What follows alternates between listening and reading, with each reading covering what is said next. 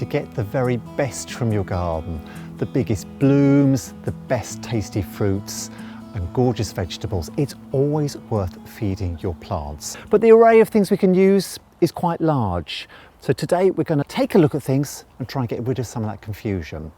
Now, every fertiliser can be slightly different. There are different formulations, some are granules, soluble powders, some are liquids, and they all contain different levels of nutrient.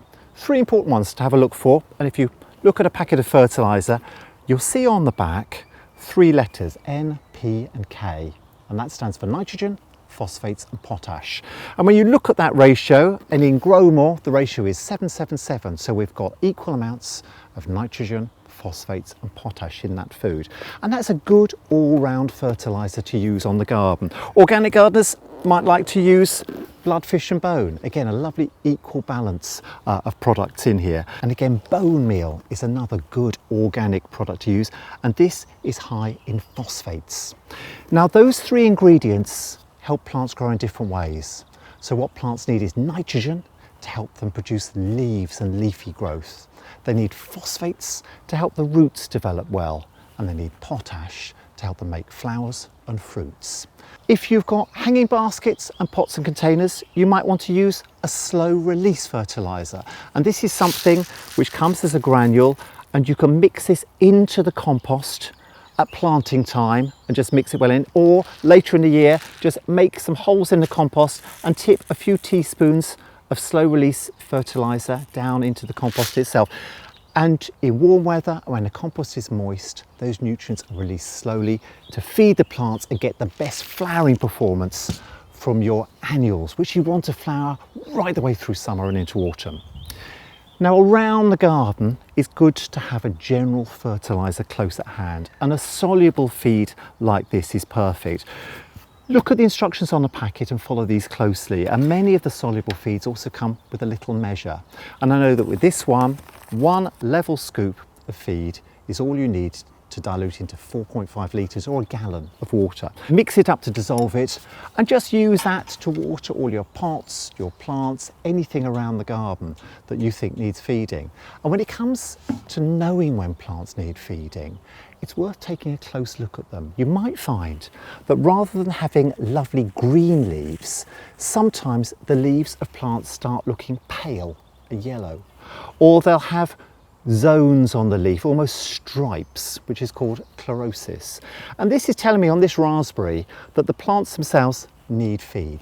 Mixing up in a watering can is fine, or some feeds come that can be dissolved in like this easy feeder that attaches to your hose pipe. Put the fertiliser in the container, turn the water on, and you'll get instant liquid feed to spray onto your lawns, your flower borders, or feed your patio pots and containers. Or you can mix up some fertiliser into a pressure sprayer and spray fertiliser onto the underside of leaves, and they'll take up some of the nutrition that way. There's a range of different formulations available to choose from, and this one is a plant food which is ready to use.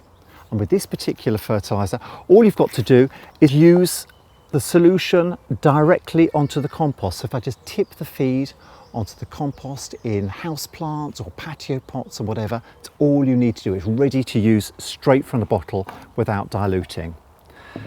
If you've got tomatoes in the greenhouse or in the garden, we know that what we want from those is we want to keep the plants healthy, and we've got the NPK, the nitrogen, phosphates and potash, and lots of other micronutrients, the vitamins, which are in the plants themselves. And with a tomato feed, we can make sure that those tomatoes stay healthy and give us the very best crops.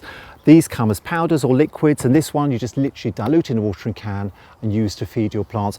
Follow the instructions on the bottle themselves or on the packet, and you'll find they probably need to be used about every week or every 10 days to keep the plants healthy right the way through the season. There are other fertilisers like the Grow Your Own one from Miracle Grow, which is perfect for crops around the garden.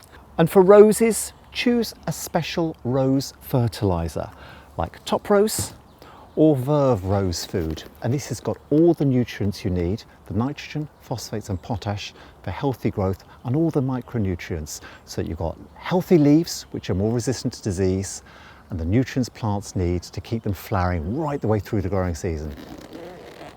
You've even got the Verve liquid seaweed, and this is like a tonic for plants as well. So you can dilute this in a watering can and it helps the fertilisers work more effectively. And if you're growing ericaceous plants in your garden, like camellias or rhododendrons or azaleas, use a specialist ericaceous plant food.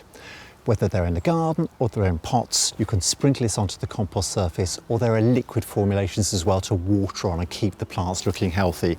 And if you are handling plant food, it's worth wearing a pair of gardening gloves to protect your skin. A lot of people have got sensitive skin, so it's always a wise idea to put the gardening gloves on when you're handling compost, manure or fertilisers, and then wash your hands thoroughly after use. There's certainly going to be a fertiliser which does the job, so give your plants a feed and you'll get the very best from them.